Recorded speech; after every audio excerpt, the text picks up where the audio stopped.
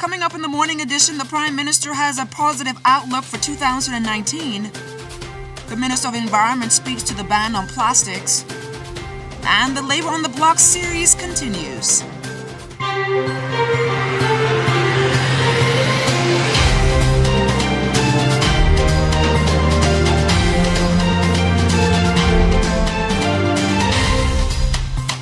14 days left to go before we say Feliz Navidad. Good morning to all of you. I'm LaDawn Davis, and this is the Morning Edition. Thank you so much for waking up with us. Now joining us live to tell us more about what's happening on our streets is traffic reporter Sieska Adderley. Good morning, Sieska.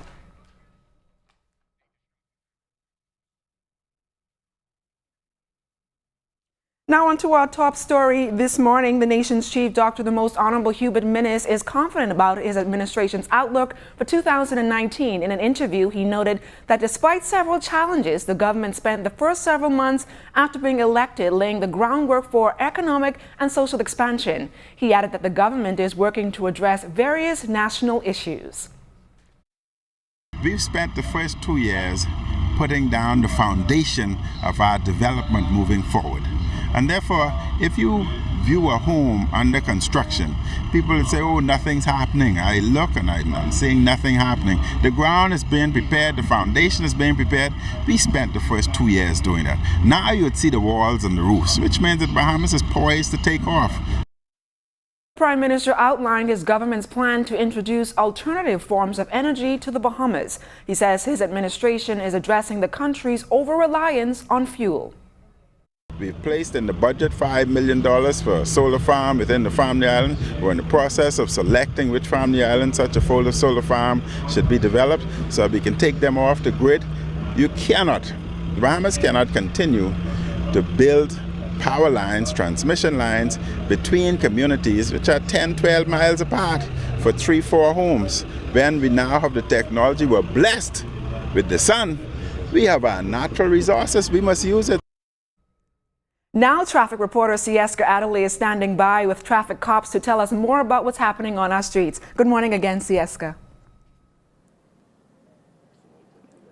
Good morning. This morning's traffic report, we're coming to you live from Old Trail Road. And this morning we're talking to Sergeant Jerron Thompson, who's going to, first of all, tell us how traffic fared over the weekend. Good morning, Sergeant Thompson. How are you? Good morning to you. Good morning, Bahamas. Over the weekend, we had about 29 accidents, 8 of which involved accidents with injuries. Not serious injuries. Persons were treated at the hospital and discharged. And 1 accident, hit-and-run accident. So were these as a result of speed or driving without due care or attention? A combination of all the above. Okay, now Sergeant Thompson, we are, as I said, in the Old Trail area. What are some of the issues that traffic cops face in this area? Well, for instance, as you can see, for the morning, we have a lot of persons probably exceeding the speed limit, which is about 25 miles per hour in this area. And this is also a school zone, so persons need to adhere to the speed limit, 7:30 a.m. to 9:30 a.m., 15 miles per hour. And then again at 2:45 to 4 p.m., 15 miles per hour in this area. So in addition to speed, overtaking, you also mentioned, is an issue in this area as well, right? Yes, a colleague of mine called me on Friday, and she described persons traveling in the northern direction towards Robinson Road. They will overtake from the area of NCA and drive straight up.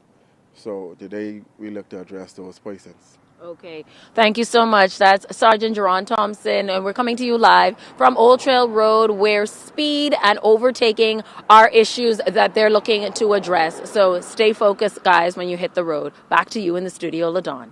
Thanks a lot, Sieska. Meantime, Minister of the Environment and Housing, the Honorable Ramal Ferreira, says the government is pushing forward with its intent to ban single-use plastics and styrofoam in the Bahamas by 2020, noting how officials are predicting that by the year 2050, there will be more microplastics in the ocean than fish.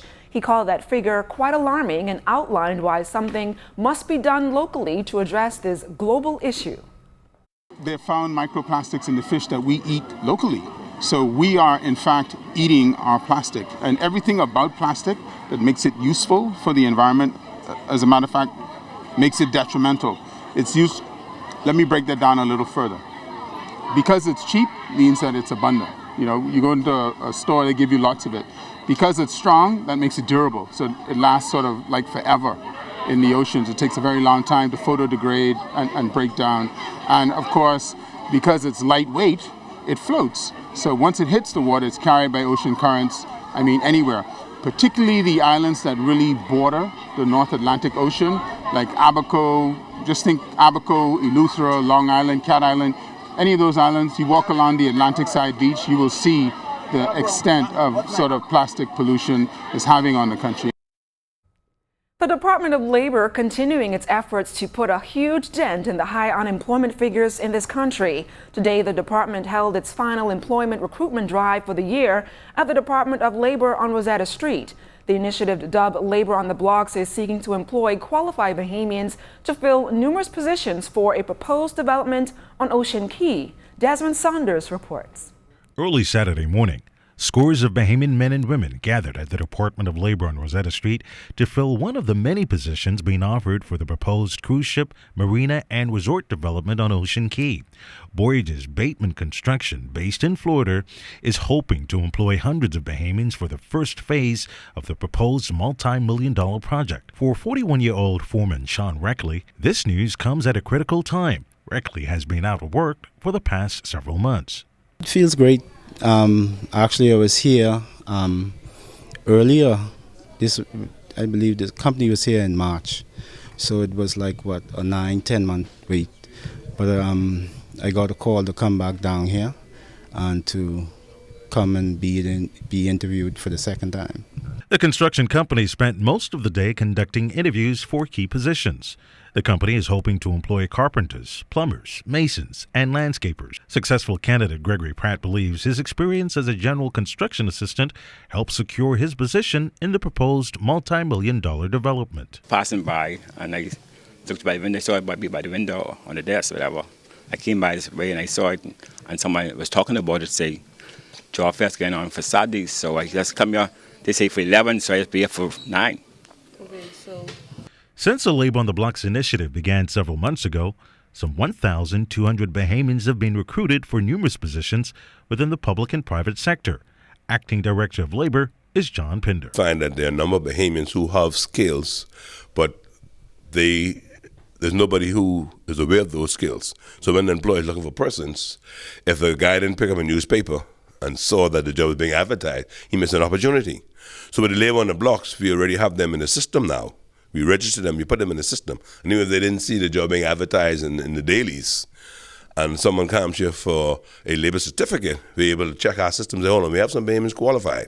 As 2019 approaches, Pinder is encouraging all Bahamians who are unemployed, seeking employment, to now prepare and embrace themselves for the opportunities within the labor market. Bahamians must ensure that they have the relevant skill sets required for the positions available and must secure and present the relevant documents. For the ZNS News Network, I'm Desmond Saunders. Good story there, Desmond. And joining us live here on the Morning Edition to tell us how things will be shaping up weather-wise for the holidays is Chief Meteorologist Basil Dean. Good morning, Basil. Taking a look at our tower cam, it's showing some reduced visibility in the vicinity of Paradise Island. That's due to some showers associated with a frontal system that's heading our way. All the details coming up later in the newscast. But outside of our studios, we have that shower right there along that frontal boundary, as you can see on our satellite picture, just around the Berry Island, sinking towards the south and east. So within the next couple of hours or so, that should be pushing through us. But outside of our studios, it is partly cloudy, temperature 75 degrees, relative humidity very rich at 88%, west-southwest winds at 8 miles per hour, barometric pressure 1,015.7 millibars, that's 29.99 inches, and it is rising. Temperatures around the islands this morning, 65 degrees in Green Turkey, also Freeport and Grand Bahama at 65, Marsh Hababica 67 degrees, in the Berry Islands 76, 73 in Alistan Bimini, in Harbour Island 77, also Roxanne Elute reporting 77, and that extends right into Otterstown, Canada. Stanley Key in the Exuma chain at 75, 75 in Kemps Bay, South Andros, and also in Fresh Creek in Central Andros. More 77s in San Salvador and Rum Key in Crooked Island.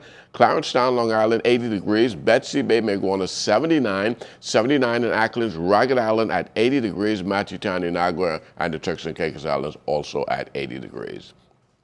And your boating forecast for today in the Northwestern Islands, southwest to west winds ahead of that front, speeds around 12 to 18 knots, but within a few hours or so behind the front, those winds will swing out of the northwest, picking up to 15 to 20 knots. Caution flags go up for your boaters later on today. Wave heights 3 to 5 feet. They will be building 4 to 7 feet over the ocean. Tide-wise, high at 9:34 this morning. Low tide taking place at 4:05 in the afternoon. And that's going to do it for your first look at weather, the morning edition. Stay tuned. Your forecast for today and tonight still ahead. Thanks a lot, Basil. And still to come after the break, we have a young man on steel drums who is going to help us bring in the Christmas spirit. That story and more when the morning edition comes right back. The holiday season is usually filled with festivities, food, and fun, but unfortunately, many families continue to struggle to meet their basic needs. But if only at Christmas, AML Foods Limited wants them to enjoy a nice holiday meal.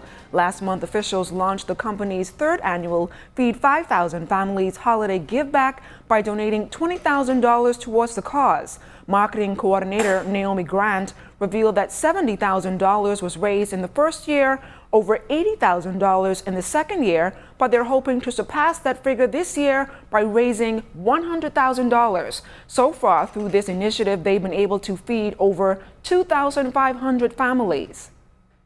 We feel that it's been most important for us to continue the efforts. After you see the impact that it has made for the past 2 years, I don't think there's a way we can even stop it. So we just want to make a greater impact, especially for where the economy is now. We know that there's a lot of families that probably won't be able to do Christmas the way they would like to do it, but we want to be able to make sure that they have at least a good memory so that they can sit around the dinner table on Christmas morning and say that, they've been able to feed their families. 'Tis the season to get tricky, well, at least if you are a Junkanooer. Just for those who don't know, Junkanoo tricks are the decorations used to make costumes so snazzy. We peeped into Las Plumas to see just who was getting tricky. Junkanooers are hard at work in the shacks, pacing and tricking their flamboyantly colorful costumes for the upcoming Boxing Day and New Year's Day Junkanoo parades. But to get their final product just the way they designed it, most of them stop by Las Plumas Supplies and Craft Store on East Street to make it all happen. Lead cowbeller for the Valley Boys, Kinney Roberts, and carver for Roots, Cedric Williamson, were purchasing their tricks and things for their costumes and assured us that they will be ready for the big dance on Bay. I just purchased a few items, some decoration, what we call prism, so you could get that flare, that shine on Bay Street. So, I don't want to talk too much, but let's just say it's about to happen, it's about to go down. So we're going to have some fun on Bay Street this year. So I would have spent pretty near $800 to $1,000 so far on my costume, but it was it all because nothing could take the place of the adrenaline flowing on Bay Street. This old boy gonna be an angel, okay? I'm gonna have wings flapping, and it's gonna be one of the most prettiest angels you've ever seen. Store manager Azaria Miller Moore gave us a breakdown on some of the tricks in stock. All of the Junkanoo groups has really patronized us. We're grateful for that. So we can't really put a number on that because like Junkanoo is evolving, the persons in Junkanoo is evolving as well. So every day or every other day you have additional people coming. We sell stud, sequins, prism. We also sell felt, Valero, glitter, everything that you're looking for that we have. Moore says the Junkanoo trick supplier has mapped out new strategies to assist Junkanooers in budgeting when purchasing items for their lavish costumes. If you wait for last minute to get all of your tricks, then it puts a burden on you. But if you do it over a period of time, we have some customers that come in for probably 1 bead a week. If you do that, you're not going to feel it. We also have like a debit card where you can save money on the card. Most persons are now just getting into that. So when time for Junkanoo in the peak season, you don't have to find the money up front. Las Plumas has been in business for the past 14 years and is the second Junkanoo supplier next to Junkanoo World. It has an outlet in Freeport called J&J Stores and a pop-up store in Harbor Island. Additionally, the owners plan to launch an online store for Family Islanders and Bahamians living in the United States to shop for their tricks.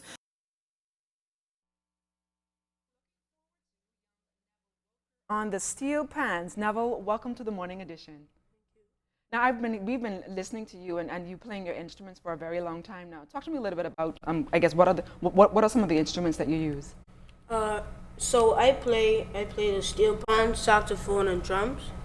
And I play for steel pan. I play the double tenor, and I play the alto saxophone. And now I know that you have an event coming up. Talk to us a little bit about that event. Okay, so it's a charity benefit concert. All proceeds will be going to the Scouts Association of the Bahamas, and it's free of charge. But however, we will be bringing in we will be taking up a donation for the Scouts Association of the Bahamas. And where is it going to be? It's going to be at Holy Cross Anglican Church, Highbury Park, at 7:30 p.m. December 14th. And how long have you been doing this concert? I have been doing this concert for 3 years now. This is going to be my third. And you enjoy doing it to raise funds to help the needy? Yes, ma'am. Okay, ladies and gentlemen, I'm going to let Neville give us a bit of a taste of what he does at the actual concert. So Neville, take it away for us.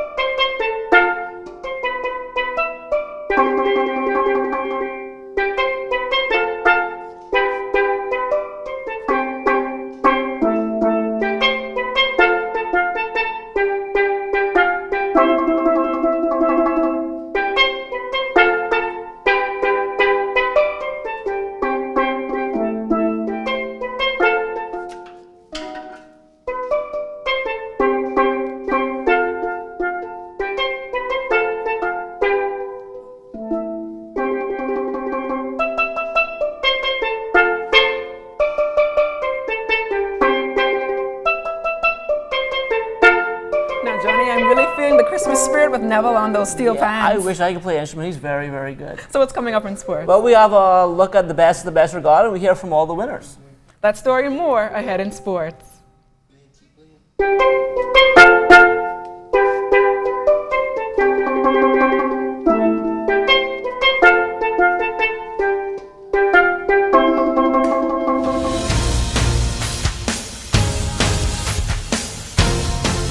Welcome to sports, everybody. The 2018 Best of the Best Regatta closing out yesterday in Montague Bay. In Class C, it was all about Leandro Rule and the New Slaughter as they took home the overall championship. It Ain't Right finishing up in second. Xena was third. Crazy Partner was fourth. Bull Reg fifth. Sacrifice sixth. And Barely Legal coming in seventh. The surprise, the regatta saw the favorite Whitty K sink when it counted the most.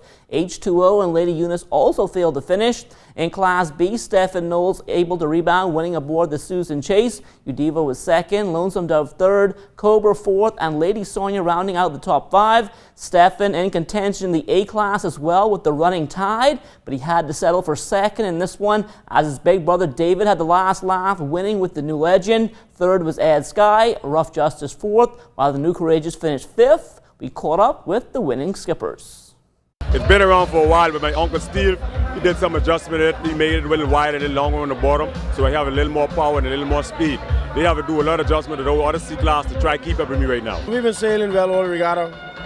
Today we had on the right sail and we just outsailed the rest of them. The Sonia didn't do too well.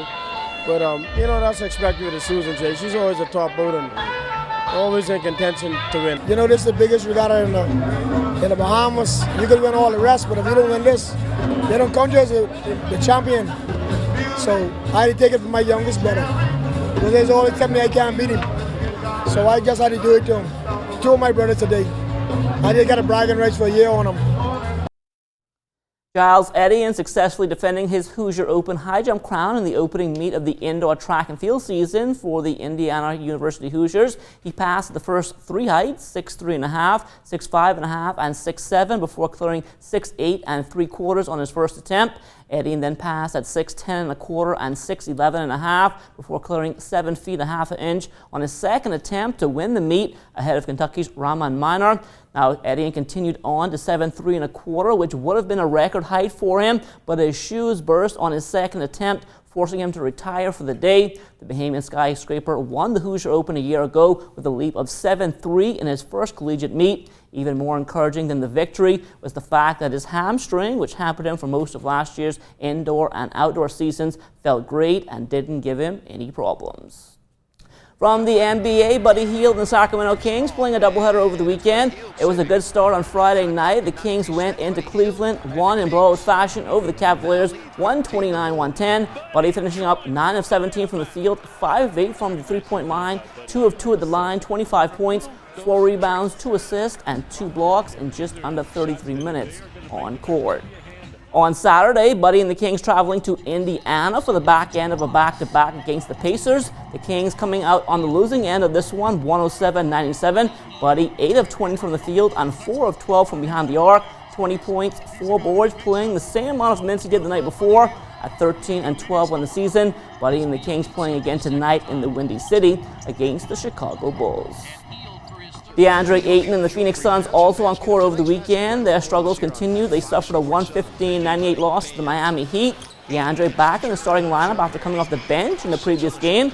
8 of 11 from the field, finishing up with another double-double, 16 points, 11 boards. He also had 2 assists and a block, playing just under 30 minutes. DeAndre and the Suns now 4 and 22 on the season. They also return to the court tonight at home against the LA Clippers.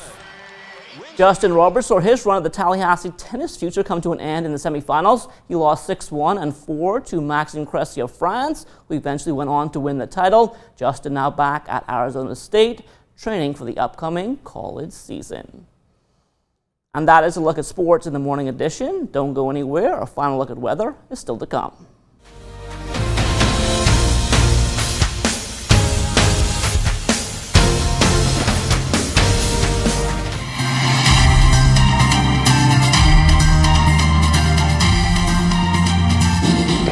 You know, a final look at weather. We take a look at the satellite picture. Do you see that narrow ribbon of cloud with some embedded showers just to the north of the capital? That will be pushing through, bringing with it 1 or 2 brief showers. But behind that, a nice cool down will take place over the next couple of days. Our forecast for today, becoming cloudy this morning with just 1 or 2 showers developing. Your high temperature today getting up to 78 degrees. And tonight, we're looking at partly cloudy, somewhat on the mild side. Your low temperature around 68 degrees. And then your 7-day forecast showing you very cool conditions tomorrow. High temperature around 73, low temperature about 63 tomorrow, and things will start to warm up just a tad on Wednesday. By Thursday, we are warmer still, getting up to 82 degrees. Another frontal system comes through over the weekend. LaDawn? Thanks a lot, Basil, and that does it for the morning edition. Thanks for waking up with us. But before we end, we would like to wish our Ilka Rogers a very special happy birthday. And that does it for the morning edition. Thank you so much for waking up with us again. Once again, I'm LaDawn Davis. See you right back here tomorrow.